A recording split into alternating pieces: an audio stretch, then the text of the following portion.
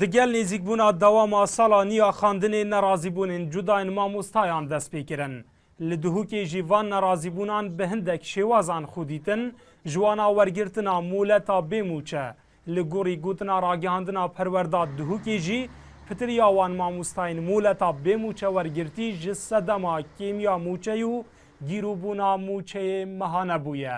یه هی بس پیویایی موچه و زوربی ما مسلمان برای جی ایلیدیا موچه خوی حیوانه موچه جی همی زاینو که چواه بویا نه نیف موچه جی کم ترش نیف موچه هگر کودان تیگی گرگ برطانیش من از باورم بر هند ملکچی هندی بویا کو مولت آبی موچه و گیرید دبچید بخود کار گیرید بکه دب بشه جانا خوی آروجانا ببته سری. Êketiya mamostayên Kurdistanê leqa Duhokê jî piştevaniya xwe bû her daxwaziyeka mamostayan diyar dike û moleta bêmûçe jî bi sedema kêmiya mûçeyî bi mafê mamostayan dizane.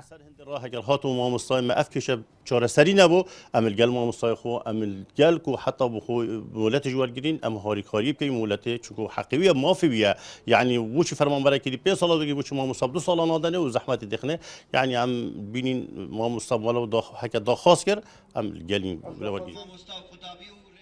Li gorî zanyariyan li sinûrê parêzgeha Duhokê nêzî 500 mamostayan moleta bêmûçeyê wergirtiye ji ser cemê 27,000 mamostayan. Şarazayên perwerdê jî vê yekê bi metirsî dibînin li ser prosêsa xandinê bû salanî. Dilşad Hîmû, NRT, Duhok.